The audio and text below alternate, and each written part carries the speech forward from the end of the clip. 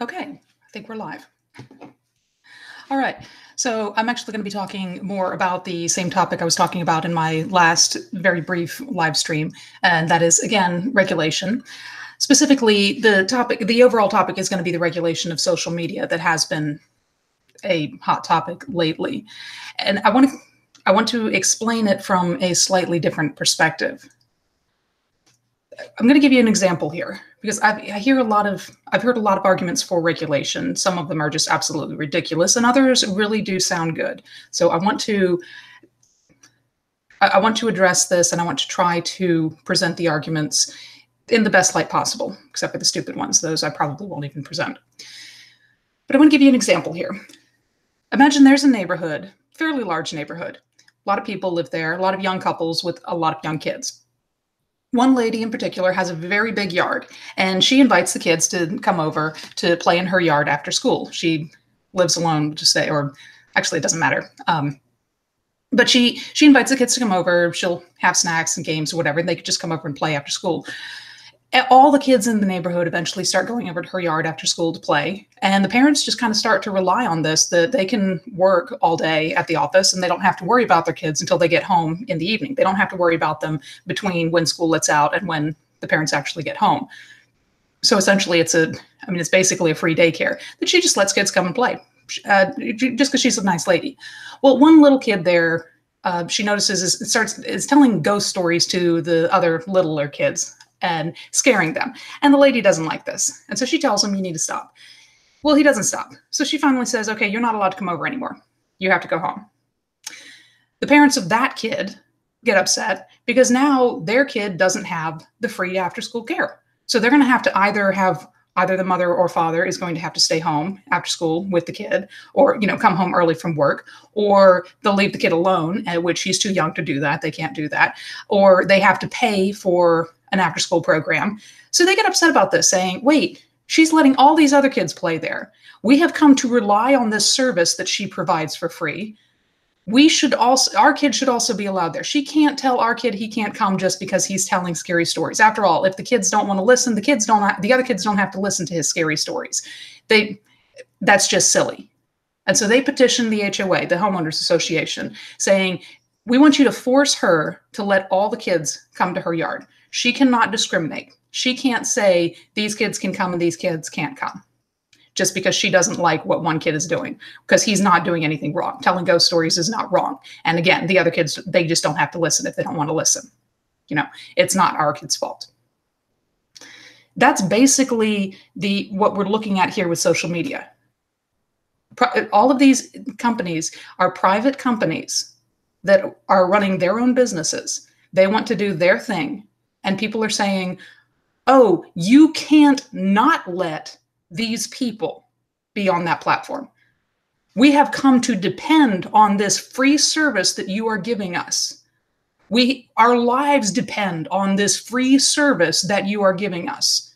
Therefore, you must give us this free service that you are giving us. You can't not give us this free service that you are giving us.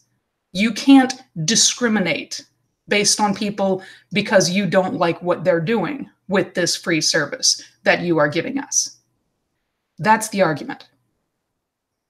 Some people are going to say that, but a lot of people just say it's because they are so big.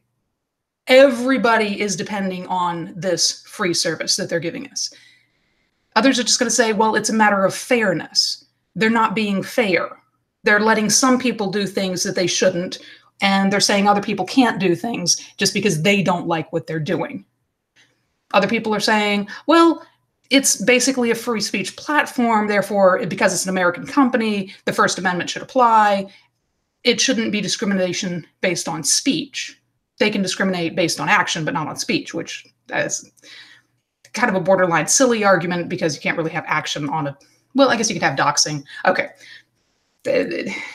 It's harder to differentiate action when it's online, even because everything online, almost everything online, is just speech, short of hacking and spreading viruses. But the question then comes, the deeper question, What should the government regulate and what should the government not regulate? Now, I'm going to get into something here that's going to be actually a little bit religious for a bit. And I'm using this to give an example, well, not really to give an example, more like to illustrate a principle and to explain how I got to where I am and why people really need to think about how they get to where they are with their positions. Now, a lot of people know, some may not, that when it comes to politics, when it comes to political theory, I am a biblical theonomist. A lot of people, when they hear that word, they think theocracy. That's completely different. And I'm going to actually explain the difference there. The title of this video is who are the moral Puritans today? So I couldn't even remember the title of my own stream. But what was it about the Puritans that what people look at now and say was so horrible? It was because they'll take all of these laws, not all of the laws of the Old Testament, but a great number of them, and say, this should be the law of the land. And when people talk about Puritans today, granted, usually they're just talking about trying to be super pure in their actions, but sometimes I think it could be applied to people who are trying to use the government to make sure everyone acts in a pure fashion. A theonomist, what I am, I recognize the difference in the law. I recognize that, yes, God gave us laws to say what is right and what is wrong. But there's actually, this is going to get a little complicated here for some. There's a threefold split of the law. There's the civil law, the moral law, and the ceremonial law. We're not even going to deal with the ceremonial law today, just not even going to go there. I reckon, just because that has nothing to do with this conversation. Thou shalt not eat shellfish. That's ceremonial law, not going there. Moral law is just saying what's right and what's wrong. Don't kill, don't steal, don't lie, don't covet, don't look at what somebody else has and say, oh man, I want that. It's not, and by the way, covetousness is not saying, oh, he's got an iPhone, I want an iPhone. It's saying, I want his phone. It's saying, I want that particular thing that he has, not I want something like it. It's a little different. So it's kind of like the socialist mindset of, oh, he has something I want, that I don't have, so nobody should have it, versus, oh, he has something I wish I had, I'm going to work for it and gain something myself. So that's kind of the difference between covetousness versus enviousness, which has nothing to do with the conversation. Sorry, I get sidetracked sometimes. Anyway, the moral law is just saying what you should and shouldn't do. The civil law is saying what laws should man enforce. The civil law is a subset of the moral law. If you read through the Old Testament, you'll see that the laws that humans were supposed to enforce through government were all moral laws. If something was not morally wrong, then the government shouldn't enforce it. They shouldn't say, you have to do this. At the same time, the vast majority of the things that were said to be wrong were not to be enforced by people. They were not enforced by the government. This was something that God says, this is wrong, don't do it. But he would also say, I'm the one who enforces this law, or I'm the one that's going to take care of this law. If you break this law, you answer to me. You don't answer to your fellow human beings. If you covet somebody else's stuff, that's wrong. But humans do not have the right to make you stop. God mandated charitable giving, but that was not something that was allowed to be enforced by other humans. If someone was not helping the poor, the government of the time could not come in and take their money and force them to give it to the poor, unlike today, where that is totally normal, and it's called welfare. So interestingly enough, the laws of today in America are far more oppressive than the civil laws outlined in the Bible. This is one reason I am so close to a libertarian, because if you look at what laws were actually allowed to be enforced by man, they are very, very similar to the laws that the libertarians push for. Most of the time, it goes right along with the non-aggression principle. Now, I don't believe in the non-aggression principle. That's one reason I'm not a libertarian. I don't hold to the same standards that they do. I hold to the biblical laws that were to be enforced by man are the only laws that man should be enforcing, in my opinion. So that's where, excuse me, that's where the main difference lies. So many people, though, today, they say we need to enforce laws to make people behave in the way that I want them to behave. And I've seen this so often with, you see it with Muslims all the time. You see it with what people have started calling fundamentalist Christians. I don't like that term, but I know what people mean. You'll see it with SJWs. There is no difference between moral and civil. Everything that is wrong, everything that is morally wrong ought to be illegal in their minds. If somebody is doing something and it is morally wrong, the government should enforce it. The government should make them stop doing it. Or if someone is not doing something which they have a moral obligation to do, like caring for the poor, then the government has a right to step in and force them to do it. That's what I would consider moral Puritanism, where you can't differentiate between moral law and civil law. There are a lot of things that people shouldn't do or should do that the civil government has no right to enforce. It's wrong to call someone names, with rare exceptions. The civil government should not be stepping in and arresting people for calling people names. And fortunately, most of the people in my audience, I think, are going to agree with me on that. But then the concept of the difference between moral and civil law completely goes out the window when it's something they don't like. Social media should not discriminate based on what you're saying. I agree. Yeah, is what I would call a moral issue, not a civil issue. No harm has been done. Now, this is where it gets a little bit tricky, because a lot of people are going to say, well, physical harm has been done because you're taking away these people's livelihoods. And that's where it kind of gets into, I guess you could say, contract law, things like that. That's like I have a company. I have a very small company. I had 2 employees, and sorry, I forgot to silence my phone.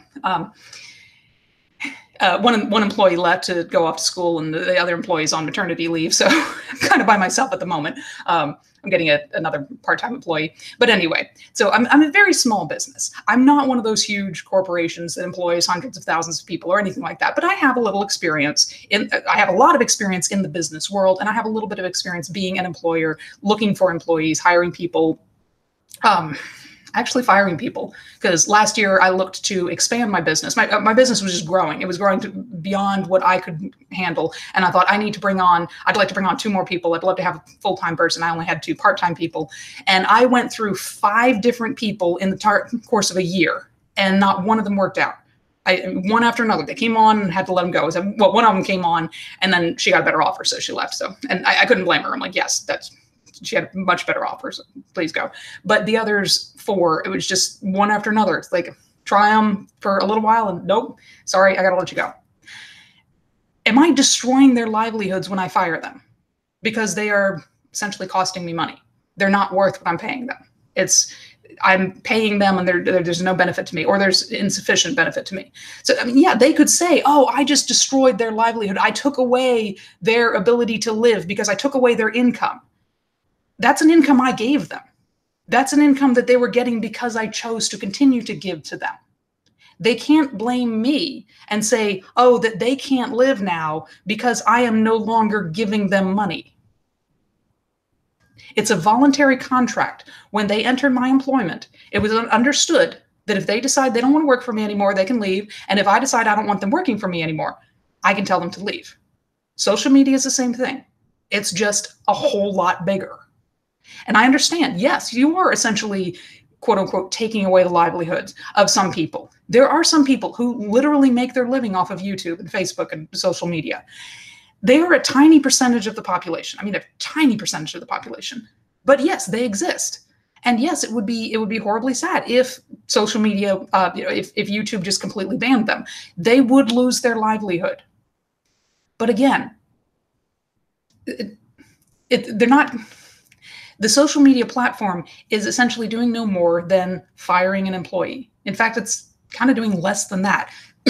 If they have a contract with the user, so like it's similar to employment, if an employee has a contract with their employer saying, I'm going to work for you for 2 years for this salary, and both the employee and the employer sign it, then if either one of them cancels the contract, the other can sue. The employee decides to leave. It's like, oh, I got a better offer, I'm leaving. The employer can sue and say, oh, we invested all this money in training you with the understanding you're going to work for us for this much time. We lost money. You have to pay us back whatever we lost. Similarly, if the employer says, oh, this isn't working out, I don't want you anymore, fires you, the employee can say, wait, I entered into this contract with the understanding that I was going to be paid this much money over this period of time. I put in this much work or whatever. I lost these other opportunities. they can sue them and say, no, you have to pay me what we agreed, or some portion of it, or something like that. If there's a contract, then yes, that can be taken to an arbiter, to the courts or whatever, and say, hey, this person breached the contract. So with social media, people who are content producers, if you have a contract with the platform, then yeah, you can take that and sue or whatever for the enforcement of the contract. But if you have no contract, you need to understand you have no contract. That's how my business works, to be honest. I don't have contracts with my clients. And oftentimes, see, I provide services for clients. And I'll have clients come to me and want a contract. And I'll tell them, look, if you want a contract, I'm happy to draw one up. And I have had clients where I would have a 1-year contract or 3-month contracts or something like that, or just indefinite contracts where it was just understood if they want to leave or if I want to stop working for them, we'll give each other a month's notice. Vast majority of the time, I don't want to have a contract. I don't like having the contracts. And I explain to them, if they find someone who can provide a better service, I don't want them to be beholden to me. Or if they just decide they don't like me anymore, I don't want them to be beholden to me. I have never told a client to go away if they're not breaking the law. And I have had some clients that were breaking the law. And so I won't work for them. And I'll let people know. I'll say, short of you doing something illegal, I will continue to do the work, assuming I can work with the client, which I figure out before I accept the client. But so my personal opinion, I don't like the contracts because I don't like it if something changes, or if somebody just changes their mind. I want the people to be free to go or whatever. If the company feels like, oh, they don't want me to just drop them, I mean, I could tell them I won't, but of course they'd just be taking my word for it. If they're not comfortable with that, then yes, I'm happy to write up a contract because I'm not afraid of being bound by it. For me, I'm going to be bound by my word anyway. I don't need the government to make me keep my word. And if I tell them I'm not going to just drop you, then I'm not going to just drop them. However, again, I understand most people aren't like that. So if they want a contract, I'm happy to give them one. But all that to say, with the social media platforms, understand if you are engaging in business with a company like this and you have no contract, you need to accept that you are taking on a risk, taking on a very big risk. They may decide to drop you and you have no legal recourse.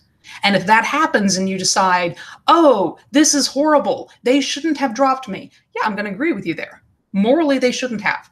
Legally, they had every right to do it. And when people want to come in and say, no, they shouldn't have the legal right to do that. Well, why? Because it hurt me. Okay, how is that different from people saying these words hurt me? And again, most people I understand are going to say there's a huge difference. There's property loss. And technically with social media, it's not property loss, it's income, it's future earnings loss. You didn't lose anything that you already have. You only lost your potential for earnings. And yes, that is a loss, but it's still a conceptual loss. It's a hypothetical loss or whatever. It's not going to be, it's not that they took something that you already have, other than in the case, if I understand, if a YouTube channel is canceled, all of your videos are gone if you have them stored on YouTube. That's something I would say kind of like having a backup for your computer, which is a good idea, especially if, like me, I work off of computers. I have 2 different backups for my computers. I have local physical backup, and then I have an online backup just because I need to make sure that if my computer crashes and dies, I have the local physical backup I can restore just like that. If my entire office burns down, I have the online backup that I can restore from that. You know, I have to have the backups because I understand if I lose this, I lose my business. If your business is your YouTube videos, you should have a backup. You really, really, really should have a backup. And if you don't have a backup, that's not YouTube's fault.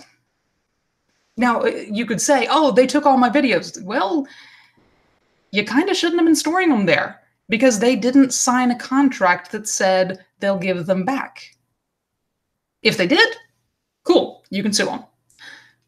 But most likely you didn't because I don't think YouTube does that. I could be wrong. I haven't been doing YouTube for very long. So I understand a lot of people can be hurt by YouTube canceling them. But they're not, YouTube is not taking anything from them that they have. They are taking away their future earnings potential on the site. They're firing them, essentially, without notice. In today's societies, or in today's Western societies, especially in America, and honestly, I think it's worse in Great Britain, people are just so accustomed to, if they lose their job, they just file for unemployment and the government will take care of them. They don't have to worry about it. There is no risk associated with losing their job, or there's very, very little risk associated with losing their job. Also, if they get fired, even without a contract, quite often they can sue their employer and say, oh, I shouldn't have been fired. It's like, grow up. I come from a family of entrepreneurs. My father was self-employed. His father was self-employed. My grandfather on the other side was not, but he was a self-made man, and that he never went to college, and yet he worked a very high-tech job, or high-end job in the computer field, because he taught himself.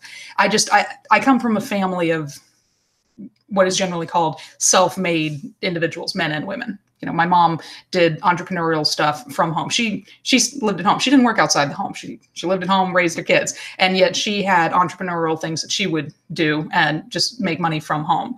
So that's always been my mindset. I understand that it's very easy for me to say, oh, suck it up, get on with your life. You can do other things. Nobody owes you a living. If you didn't earn it yourself, you don't deserve it. You know, nobody's going to hand you anything. You don't get a free lunch. I also understand if you were not raised like that, if you were raised with this idea of the safety net is always around me. If anything goes wrong, I can fall back on mom and dad, and once they're gone, I can fall back on the government programs. Somebody will always take care of me.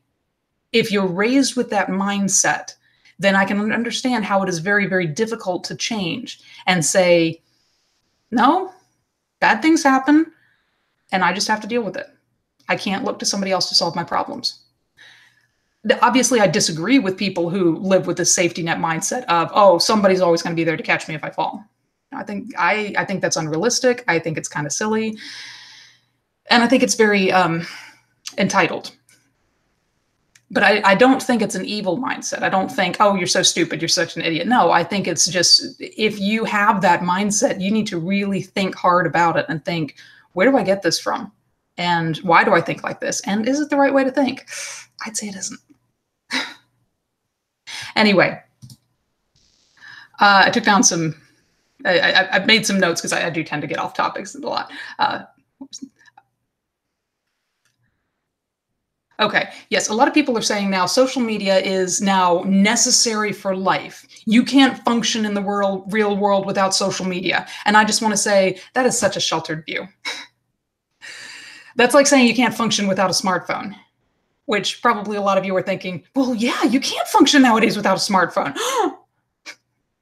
Okay, I'm just thinking of my family alone. Half of them don't have social media profiles. They wouldn't know how to, I mean, they might know how to use YouTube. Several of them have never been on Facebook in their life. You know, a lot of people function perfectly well with no social media presence at all. It's kind of like saying, oh, how can you be a man if you've never played a video game? You know, that's one thing that, you know, I think most guys nowadays would just say, yeah, video games aren't essential to life. But there are a lot of guys who would actually say video games are essential to life. And if you ban all video games, I'm going to die. It'd be like girls. If you ban lipstick, I'm going to die. I don't wear lipstick, by the way. Makeup is very, very uncomfortable. Ugh. And I know some girls they love makeup. I can't stand how it feels. So this is not me. If you know me, I'm not a feminist. I don't wear makeup and jewelry, I should fix my hair more than I do, especially because I've got a lot of it and I could do a lot of nice stuff with it. But I'm just lazy. I don't like being uncomfortable. Yeah. So makeup makes me uncomfortable, physically uncomfortable. I don't care, what I look like. So anyway, I'm sorry. See, I get off topic a lot. Excuse me. This is why I have notes. Yes. Okay. So social media, people, first off, it's not essential for life. I get what you're saying. It's harder to find a job in some areas if you don't have a social media presence. Yeah, I agree. It means you have to work hard. You have to be a great personality. You have to make a really good impression with a resume, with an interview and all of that. And when people say, oh, people just aren't going to hire you if you don't have a social media presence because they don't know what you're really like. Okay, yes, there are some people who are going to be like that.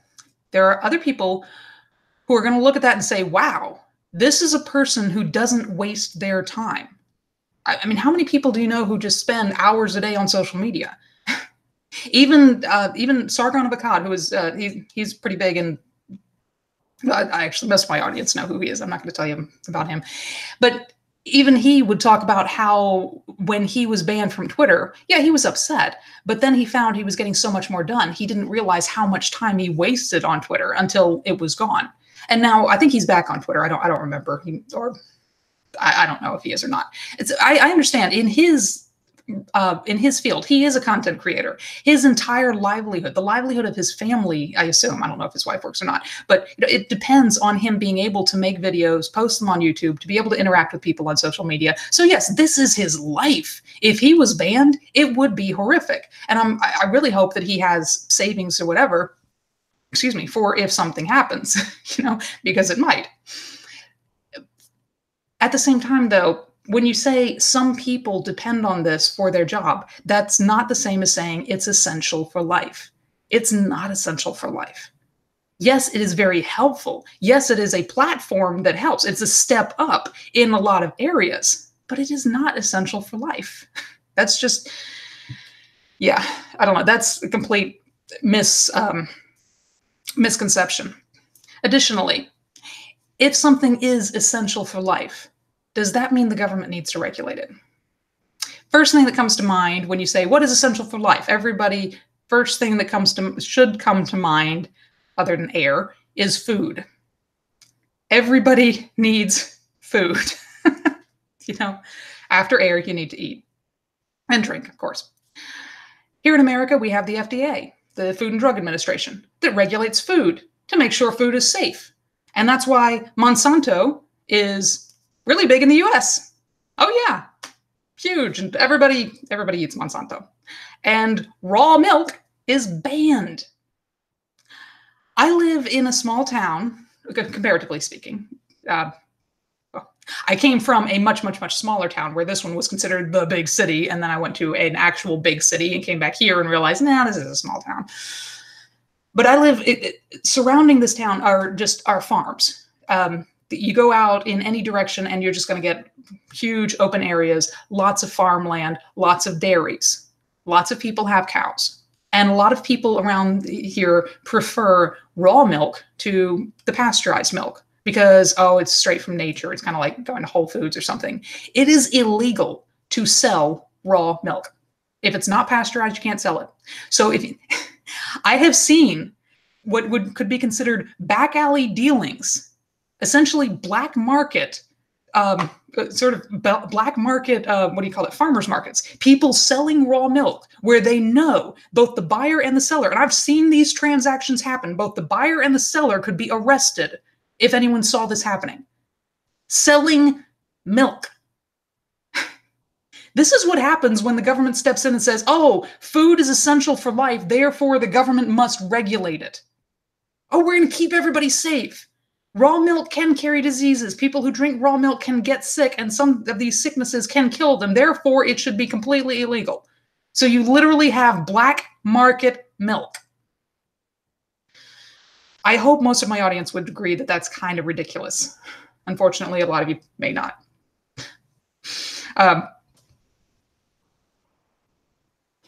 Sorry, I also am going to try to pay attention to the chat. I'm horrible about that, partly because I get distracted so easily. And I'm afraid that if I read the chat, I'm going to get so off topic and just never get back on topic. I'm going to try. I'm really going to try. But I see that someone says, Liz, you do at least understand that some people are low IQ and will never have the ability to, quote unquote, improve.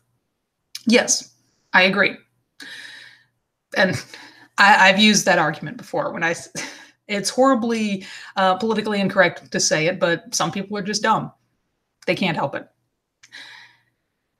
But everybody can still, I don't know. I think almost everybody can improve themselves in some way. It's not to say that, everybody can do something, almost everybody. There are very few exceptions. There are some people who just literally can't function, who are actual vegetables, essentially. They're just in a wheelchair. They can't communicate in any way, shape, or form. But even, you even have people like that who are wheelchair bound, who literally can't talk except through a machine, and yet are very successful. I think you know who I'm talking about.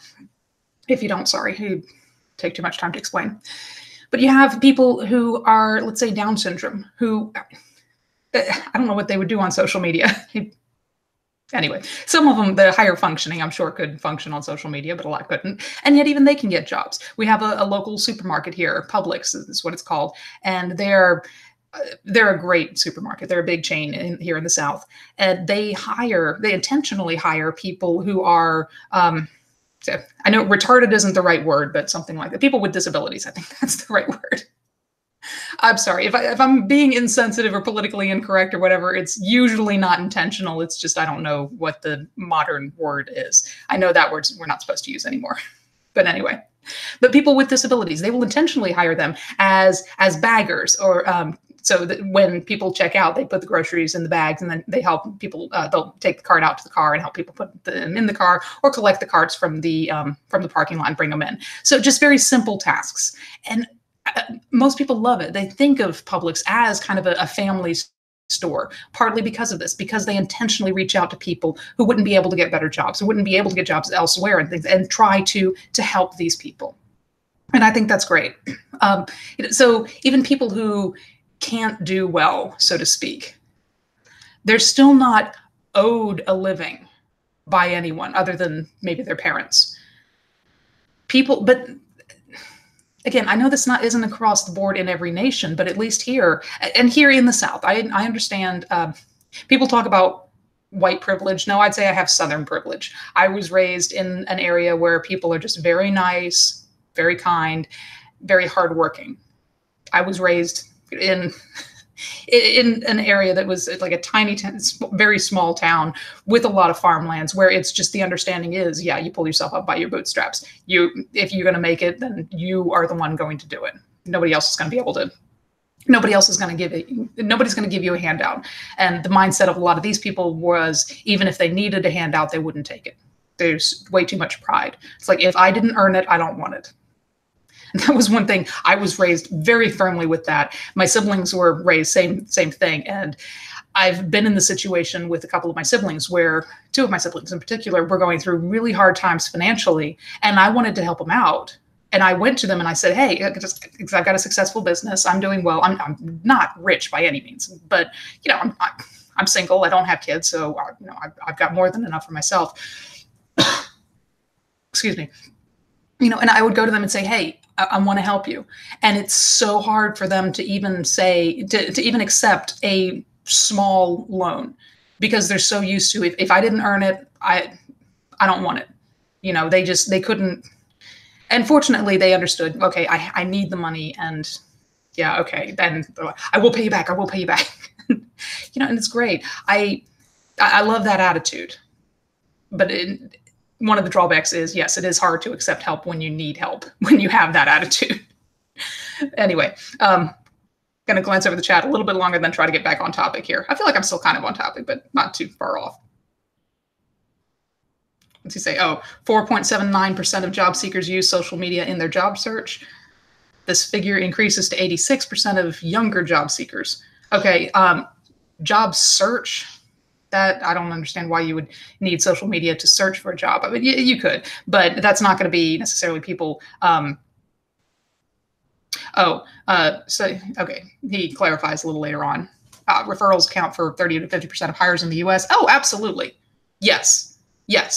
When I'm looking for an employee, I want somebody who is recommended to me because I don't want to just put something out there and say, hey, I'm hiring. I tried that once. Oh my goodness. Got so many responses and the time it takes to weed through all of this and then having to look at all of the resumes and all of this. And I'm going to be honest with you, what people post on the social media platforms, that doesn't tell me if they're going to be a good worker. That might tell me if they're going to be a bad worker, but it's not going to tell me if they're going to be a good worker. So it's not going to help. So references are so much more important than your social media platform. When you give a resume, that's why you have the resume that shows here's my schooling, here's my work experience, here's my you may put like volunteer stuff. I used to do that back when I was before I had my own business, when I worked an office job. My resume at first listed my schooling, then it listed my work experience with examples, and then I had volunteer work that I'd done just to kind of show that to pretend that I'm a well-rounded individual. I'm not. I'm a horribly socially stunted person that doesn't like to go out, doesn't like to be around people. And I love being behind my computer screen. It's so nice and it's so safe. And I'm not actually interacting with people too much other than the chat. Chat is very sweet. At least my chat's very sweet so far. Once I get to be a big channel, no, I'm sure it's going to be horrible. It's just the way it is in YouTube. Maybe I'll just never be a big channel and then I'll always have a nice chat. Anyway. See, this is one reason I don't actually look at the chat too much. I guess I get way too distracted. Referrals, yes, thank you. Your resume tells about you, and then it gives a list of referrals, and that's what the employer is going to look at. They're going to pull your referrals out. They're going to call these people that you've worked with and say, "Talk to me about Joe. Talk to me about Sam. Talk to me about Liz. What is she actually like? What you post on social media? No." I'll give you an example. Okay, I don't want to use names. I don't want to use any sort of incriminating information that people could trace back to who. Okay, so I'm just going to use a good example. I have one sister who has 3 kids, and this sister is absolutely amazing with cameras. So she will take pictures of her kids, and it helps that her kids are absolutely gorgeous anyway. And I'm not just saying that. I mean, they are, but yeah. And she'll post these pictures and they look like professional pictures that are just, whoa, amazing. So you would look at this and just, oh my goodness. It is giving somewhat of a true picture, but it's also giving this, what's the word? I don't know what the word would be, but at the same time, it's just, it looks way beyond real life. It's really not a true picture, even though it is. Okay, so I'm sorry. I don't know how to put it into words, so forget that example. Sorry about that. Anyway, what I'm saying is social media isn't going to tell you necessarily the truth about a person. It's going to tell you what they choose to show. And I always laugh when you see on movies, well, not always laugh, but it's so often funny when you see on movies or TV shows or whatever, you'll see the girls who will just try to pose the perfect selfie and just try to organize everything just right and then snap it and then, post it. Oh, here's just a quick snapshot of what I was doing today or something, and play it off that, oh, it was just nothing. It was just like, oh, just quick took a snapshot, when actually they did all this stuff to make it perfect. And there's a meme going around that says there's nothing quicker than, nothing moves quicker than a girl untagging herself from a picture that makes her look fat, something like that. Yeah, social media is just showing you what people want you to see anyway. So the idea that employers are going to use social media to hire somebody, no, I mean, they'll look at social media for red flags. And I've done that when I was when I just put an ad out for employees, and I got all of these responses back. I mean, I first weeded through looking at the resumes, figuring out which ones actually would fit. And then of those, I decided, all right, I am going to do a quick social media search for them to see what they've posted publicly. I'm not looking to see who's going to be good. I'm looking to see, is there anybody I need to cross off? Social media is not going to tell you, oh, this person's good. It's only going to tell you what they want to tell you anyway. So if they want to tell you something that is bad, then, oh yeah, that's helpful. It's like, okay, I don't want that person. I don't want that person. But it's not, you're looking at their Facebook page. Oh, wow. Oh, look at all the cool stuff they've done. Maybe, maybe not. Anyway, that's all I'm saying. And just from the perspective of a very small employer. Social media, my point is social media is not essential to life. And again, even if it is it something that the government should regulate? And we could go into healthcare regulation, which I understand, regulating what people are not allowed to do, but saying, oh, you have to do, which is what people are saying here. You have to provide these services. In the US, with Obamacare, they decided to do that. They said, if you're a healthcare facility, you have to provide these services. One of the services being abortion. We had a lot of charity hospitals in the US, usually run by Catholics, where they would provide less expensive services to people who couldn't afford it, or sometimes free services to people who couldn't afford it. And they're Catholic. They're not going to do abortions. So when the government said, oh, if you are a medical facility, you must provide abortions. Well, what's going to happen? These charity hospitals shut down. So now, okay, you have no service. Rather than have limited service, now you have no service. That's what happens.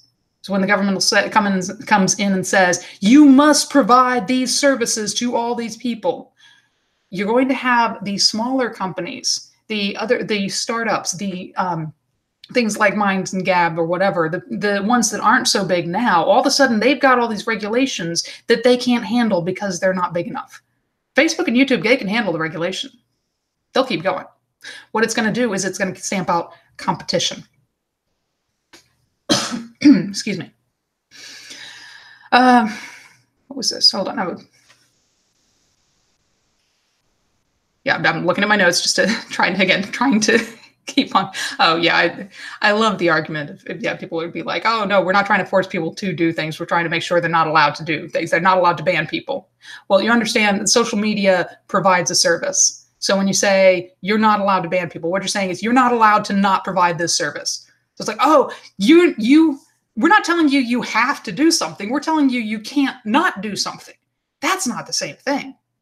It's not that you have to use these 101 pronouns. It's that you're not allowed to not use these 101 pronouns.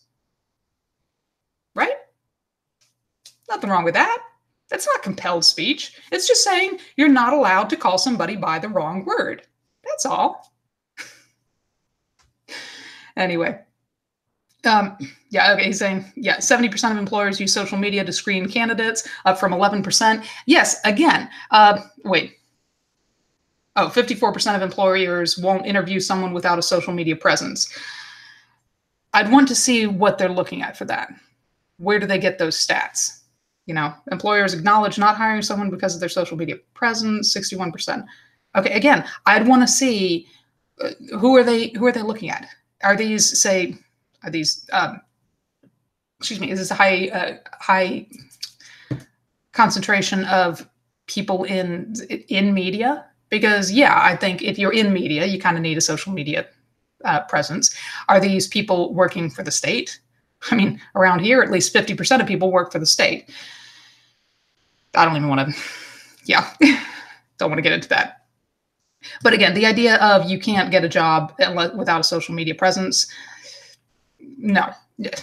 If nothing else, you could start a business. You don't need a social media. I don't have a social media presence for my business. It used to have one, and I kind of shut it down just because partly because it was growing too much for me to handle. And I'm like, I don't need to advertise. I get people calling, oh, we'll advertise your business. We'll make sure the search engine optimization. I'm like, I don't need more clients. I already get enough. I get so many clients through referrals. I'm turning people away. If I get cold calls, oh, I found your name in the phone book. I'm not interested.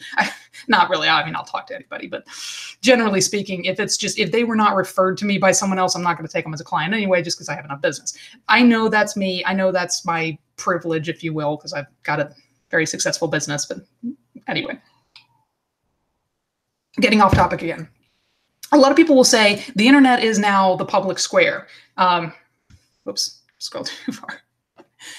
And, so if you ban people from the internet, you are banning them from the public square. You're saying you are essentially removing their right to speak.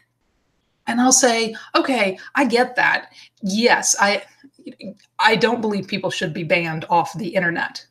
But when you equate Facebook and YouTube with the internet, you're giving Facebook and YouTube way too much power. Now, I did a quick search a while ago, not a while ago, a day or two ago, actually, looking at how many users are on these different social media platforms. And one thing that was fascinating, there are more users, significantly more users on Reddit than on YouTube. Not as many as on Facebook. Facebook definitely has the most by far.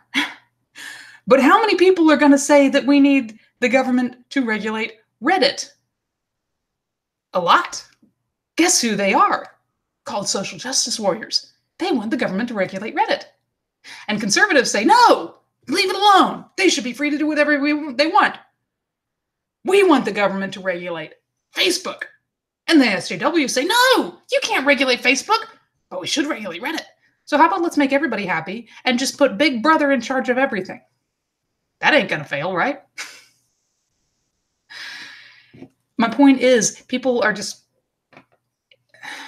I hate to say people don't have principles, but it seems like far too often people's principles are, if someone is hurting me, that's wrong. If someone is hurting someone I care about, that's wrong. But if somebody is hurting someone I don't like, I don't care. Unless it's something that might come back to bite me. And I hear the biggest argument I hear for regulating Facebook and YouTube is if they can ban whoever, right now it's Alex Jones and InfoWars, if they can ban them, they can ban you. In other words, if this guy who is just being mean and bullying people, or let's change it up a little bit, there's a comedian who is making fun of Alex Jones. He might make fun of you next. We should ban him. He shouldn't be allowed to make fun of people. Again, most people, I think in my audience at least, would say that's ridiculous. But what if I said, okay, this particular comedian has so much influence. People think he's so funny that anyone he mocks is no longer taken seriously. Therefore, if he mocks a professional, the professional may lose his job. It's not the fault of the comedian. He's just that popular. So at what point does he become so popular, so powerful, if you will, that he's no longer allowed to make jokes? I mean, after all, if somebody makes a Nazi pug video, that's fine, as long as he's only got, 5 or 10 followers. But as soon as he's got 300,000 followers, that's illegal. But should it be? This platform provides social networking to individuals. That's awesome. But now it's grown, and now it's got 100,000 people. Should the government regulate it now? Now it's got 1 million people. Should the government regulate it now? Now it's got 2 million. At what point is it too big to fail? Because you put in regulation and you say, okay, the government is no longer allowed to, the government says Facebook is no longer allowed to ban people. Facebook, okay, they just let everybody on. So then people are naturally going to abuse this, and you get more and more trolls coming in there. You get people being mean to other people on Facebook. It becomes prolific. It becomes very widespread. Trolls just abound. So all the normies start to leave. They're like, this has become a toxic place. We don't want to be here anymore. Facebook starts to collapse in on itself and calls to the government and says, hey, we are an essential service. We are essential to life. People need us. We need a bailout. Well, the government has already written into law that Facebook is essential to life. And that's why they had to regulate it. I mean, you wouldn't regulate it if it wasn't essential to life. So now they're going to give them government money to keep going. Meantime, you have these other little things. We'll call them, we've got UTime and Happy Day, whatever. These are social media platforms that are kind of growing up, and they're a lot happier. They're a lot nicer, and they start to get bigger because of all these people leaving Facebook. But then they realize Facebook is smothering them because they still have all of this power, and now they have all of this government money supporting them. They can't get any bigger. So they say, wait, this is wrong. Facebook should not be, we shouldn't have to compete with this massive bloated organization with taxpayer money funding it and regulation protecting it. This is wrong. And the government's response is, oh, but Facebook is essential for life. Is it? Even if social media is essential for life, Facebook is not essential for life. YouTube is not essential for life. If you let them continue on the path that they're on, they're going to continue to ban things, and they're just going to turn into Tumblr. And it may not be Gab or Minds or whatever that comes up and takes its place. It may be some other site we haven't even heard of. There was a time when Facebook didn't exist. I can remember a time, I am so old, I can remember a time when most people didn't have the internet. I remember cell phones when they first, before they were common. I mean, when nobody had a cell phone. My dad, because he was self-employed, because he was constantly on the road with his own business, and he had to be in contact with all these different jobs, he had a cell phone. He had one of the very first cell phones that is literally built into your truck. This massive thing. It looks like you're holding a brick. I have to hold my hands up higher. Okay, this huge thing, and it would last for, I don't know, he would joke that it would last for 10 minutes. I think it would probably last maybe for half an hour, and then you have to put it back on the charger in the truck that he's driving around. We found his second version phone, which was a little bit smaller, but still just this massive, massive thing. It was crazy. That he found up like out in the shop a few years ago. It was the funniest thing. You know, and nowadays people are like, oh, cell phones are essential to life. And yeah, but I can remember before they existed and people got along just fine. People were doing just fine before Facebook. People are going to do just fine after Facebook. Right now, people are relying on Facebook. Just like the example earlier of the lady, backyard, all the kids, all the parents are relying on this woman to have her backyard open for the kids. But guess what? If she died in a car wreck or something like that, it would be panic. It would be up. Oh my goodness, what are we going to do? We have all these kids that all these parents are just depending on this service. What are we going to do? They'd find something else. It would be pretty rough for the time being. And yes, for the one kid that was thrown out, or say there was one clique of kids that became bullies, and so 5 or 6 kids were kicked out. Nope, you can't come anymore. Yeah, those parents are going to be very upset that they don't get access to this free service anymore, that they've been depending on, that everybody in the neighborhood is depending on. They're going to have to make do. They'll figure something out. You know, that's human nature. The ability to recognize a problem and find a solution and most people will agree, adversity makes you stronger. We don't like adversity, no. And in the case of Facebook and YouTube and everything, this again goes back to the moral versus civil law. Something can be wrong and not be illegal. It's wrong to be mean to people for no reason. I mean, I look at transgender people, and if you know me, you know, I actually consider, and I'm a small enough channel, I think I can say this, I consider transgender to be a social disorder. I think I would define, I'm not a mental disorder, sorry. I have trouble with my words sometimes. If you believe something that does not correspond to reality, that's one of the definitions of insanity. If I believe that I have this imaginary friend who sits on my shoulder and talks to me, or even worse, if I believe that I have several friends that live in my head and talk to me all the time, I mean, most people would say that I'm insane. Some people would play along, and some people might even talk to my imaginary friends, you know, just to be nice. But most people would say, she's not all there. There's something wrong. That's kind of how I look at transgender. It's like there's something wrong with their head. Their brain does not correspond to reality.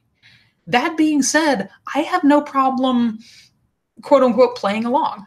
If it's a man who believes he's a woman and firmly believes that, and, you know, dressed like a woman, I have no problem saying she, her. I don't believe, no, it's a man. I don't believe it's a woman, no. But I don't mind going along with it, so to speak. I don't think it should be enforced. I don't think, oh, if you call this guy him or he or whatever, then you need to go to jail. No, that's ridiculous. If you do it just to be mean, it's wrong. You know, if you pick on somebody like a transgender woman would be somebody born a man who decides that they're a woman. You know, if you intentionally go out of your way to hurt them, or if you just say mean and hurtful things, I think that's wrong. You shouldn't do that. But it shouldn't be illegal.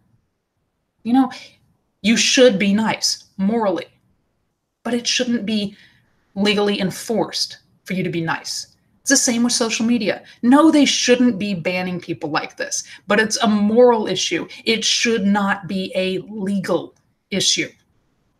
And that's where it kind of goes back to where I started.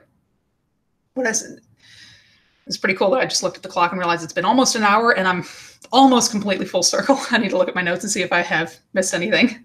But, sorry. See, I lose my train of thought too easily. Right. It is coming back to the question of how do you define, what do you use in your head to define where the separation between moral and civil law is? For me, it's easy. Like I say, when looking at the Bible, you can tell if you want to look through the Old Testament and know, it can get a little complicated sometimes, but for the most part, if you want to know what's a civil law, what's a moral law, the civil law are those that had a physical punishment attached to it. when it said if a man commits murder, he is to be taken out and stoned. Okay, clearly that is a law that is meant to be enforced by humans. If a man steals a sheep, he is to pay back twice. That is a law that is meant to be enforced by humans. If it says thou shalt not covet, full stop, which it's not a full stop, it kind of goes on, but there is no punishment attached to it. That is not a law that is to be enforced by humans. That's a law that God says, don't do this, it's wrong. That being said, you don't have the right to enforce that on anybody else. You take care of yourself. If you commit a sin, if you do something that is morally wrong, that is between you and God. And other people may tell you, God said not to do that, you shouldn't do that. Okay, that's not them forcing you. You can say, shut up and mind your own business. They'll be like, okay. They should, I should say. The response should be, unless, sometimes if it's a close friend, they may say, honey, we're going to have a talk. And that's my Southern coming out then. Honey, most people aren't going to say that to their friends. But I actually do call my friends sometimes, like, sweetheart. Anyway, those not from the South might be like, I'm not calling my chat sweetheart. I'm just, unless you want me to be. Anyway. But you need to think about it. How do you differentiate between the moral law in your mind and the civil law in your mind? Libertarians are great. The non-aggression principle is their differentiation. If you're not hurting someone, an actual measurable damage, either physical damage or monetary damage, it has to be a measurable physical damage. And that's where they would differentiate. Yeah, being mean to somebody, saying mean words, they may say, no, you shouldn't do that. That would be their moral law. But if you actually damage someone's property, that is now the civil law. You can't do that, and there should be a civil punishment. That's one reason I'm so close to the libertarians, because if you read through the Old Testament laws and pick out the ones that clearly have a civil punishment attached, it is so close to the libertarians. Seriously, we're so close. It's crazy sometimes. But anyway, but I'm not technically libertarian. Again, I'm getting way off topic. Get back on topic. It's amazing to me, though, how many people just can't differentiate. People who are atheists, they can't differentiate. And I think it's because they're atheists. They look at the state as the only arbiter of right and wrong. If it's not illegal, it's okay. And if it's not okay, it must be illegal. And I want to give the challenge to all atheists out there. Come up within your mind, or in your own mind, come to an understanding that there should be a difference between a moral wrong and a legal wrong. Not everything that is morally wrong should be illegal. And if you don't think that anything is morally wrong, then nothing should be illegal. If you're not hurting somebody, it shouldn't, well, and I shouldn't say that. If you're not doing something wrong, it shouldn't be illegal. And some other time we can get into like road laws and seatbelt laws and all of that. And I kind of got into that a little bit with Halsey and Mark on a previous stream. But yeah, in general, for right now, just understand that. And that's where I'm coming from with social media. A lot of the people who are making the argument that, oh, we need to regulate social media, most of them are coming at it from the perspective of this is morally wrong, therefore they shouldn't do it. And then they try to bring in all of these other arguments to support their position of, oh, you have to have it nowadays. It's necessary for life. I don't think it is. Plus, even if it was, I don't think that's a good argument. Oh, they're hurting people by taking away their livelihoods. Again, they aren't necessarily. That's no different from being fired from a job. Which, yeah, it's a horrible thing. I wouldn't wish that on anybody. And I don't think you should fire a person for no reason, or just because you disagree with them. I mean, I've had employees that I worked with a lady who was a hardcore Democrat, a Hillary supporter. And you know what? It was not a problem. It was not a problem because it had no influence on her work. She was a great worker. We disagreed on a lot of issues. We agreed on a lot of issues. And it was never a problem because she was so good at what she does. I don't care what when it comes to business, I don't care what somebody believes. I care how they act. So yeah, I don't agree with social media banning InfoWars and all of that. But again, it's a moral issue. I don't believe it should be a civil issue. I have one more note here. I just want to kind of glance over because I was trying to remember what this. Oh, yes. Okay. I'm just going to read out my notes here and maybe add, because this is something I wrote like shortly before the stream. Can't remember it all in detail. But I said a general Bill of Rights sounds like a good idea. And the arguments to justify it would be similar to the civil rights laws that say that businesses can't discriminate based on race or gender. However, always a however with me. Not always, but often enough. Okay, the unintended consequence of this is that many, many websites will be shut down due to quote unquote discrimination that should be acceptable. Dating sites are the simplest example here. Like, there's a site out there that is Irish Singles Network. And yeah, I did a quick Google search before doing the stream just because I was curious. I wanted to know if there was a site just for Irish people because I have a little bit of Irish heritage, very, very, very little. But yes, there is a site for Irish singles. Should they be allowed to discriminate based on race? It's literal racial discrimination there. It's a site just for Irish people.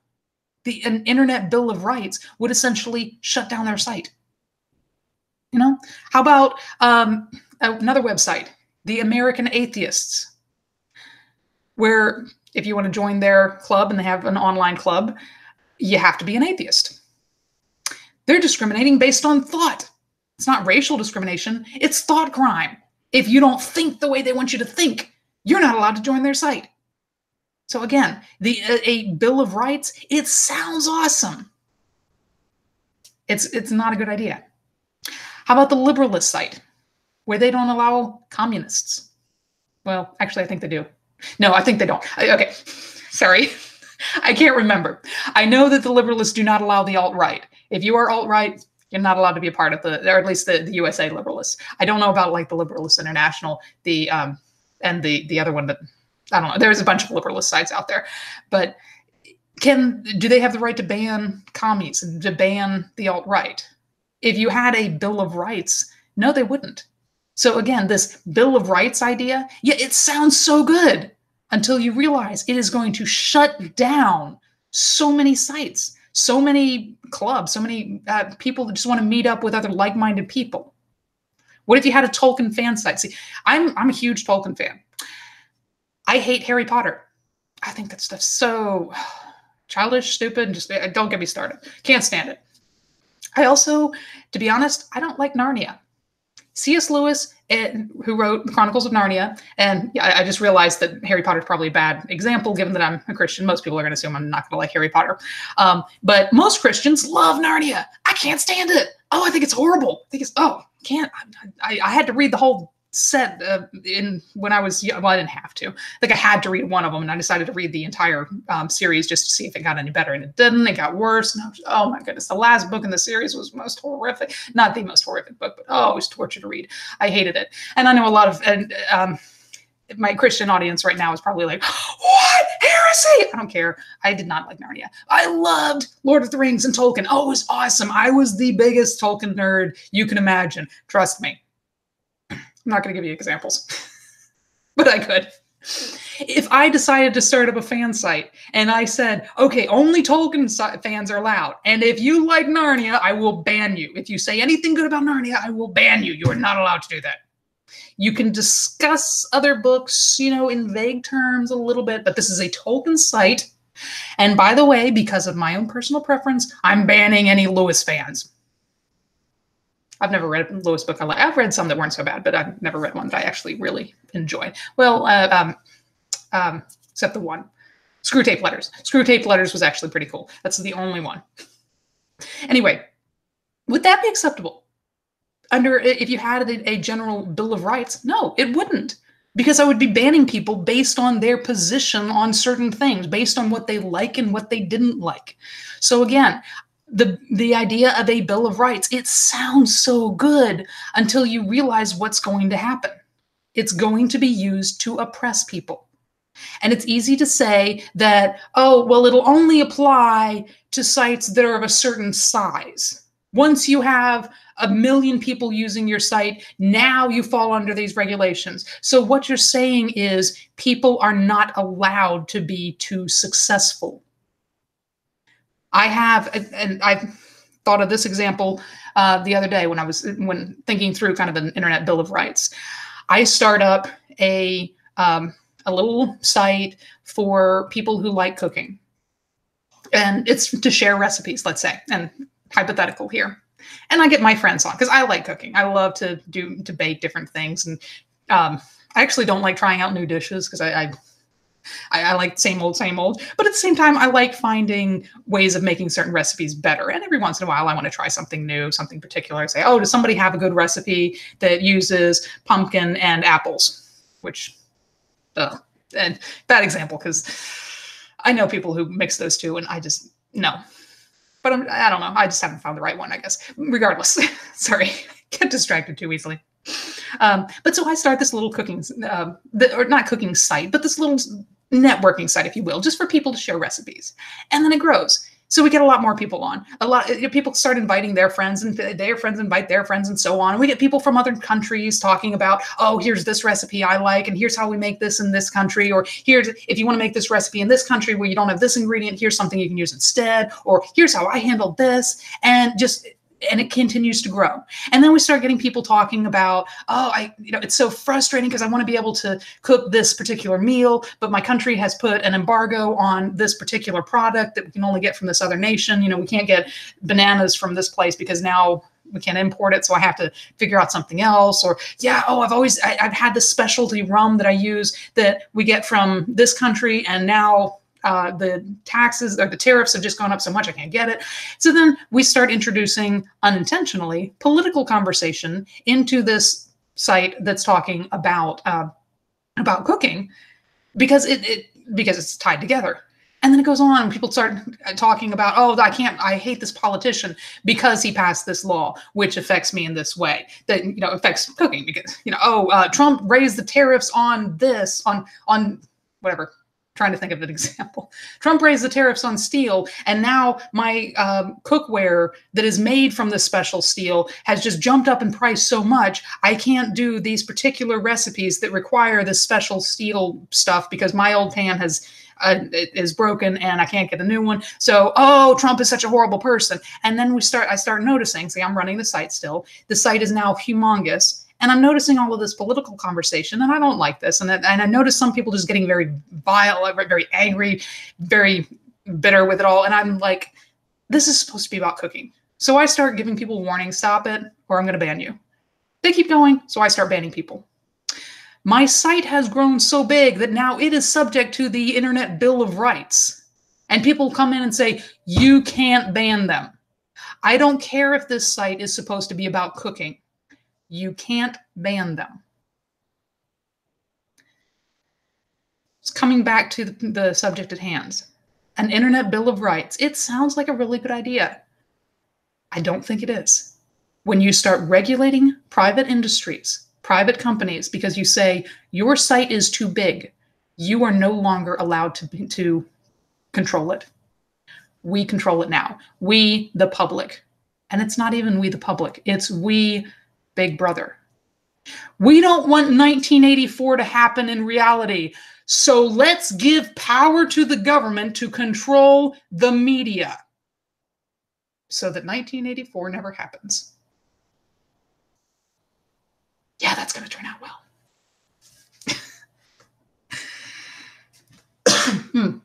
Excuse me. Well, I wanted to end with a quote from Bering that was so good because I just watched a video of his, and I'm trying to remember which one it was. It wasn't even about this issue.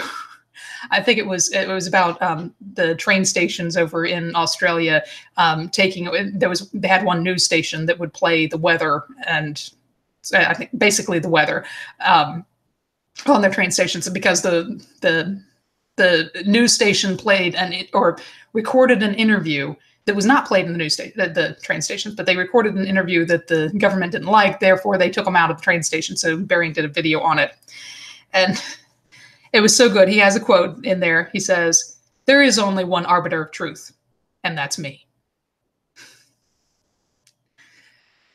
And that's the way it is, I think, so often with pretty much everybody today. People look at things and they say it's right or it's wrong because I said so. It's right or it's wrong because it makes me feel good. It's right or it's wrong because it might hurt me. If you want to think like that, I don't care. I'm very much a live and let live type of person, which is another reason I tend to be so similar to libertarians. I'm like, you do you. I don't care. I really don't care. But when it comes to you trying to control me, I have a problem. And that's all this is. We need to control social media because I don't like what they're doing. We need the government to come in. We need to give more power to the government so that they can step in and control social media because I don't like what they're doing.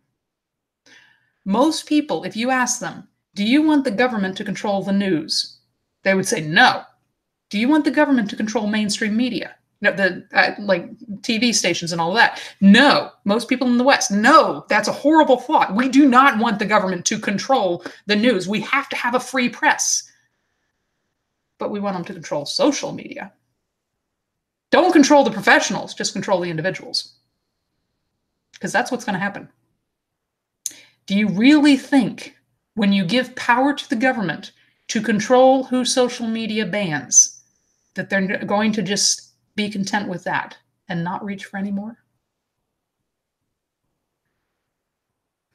If so, you need to rethink. You need to think again. I'll just say that.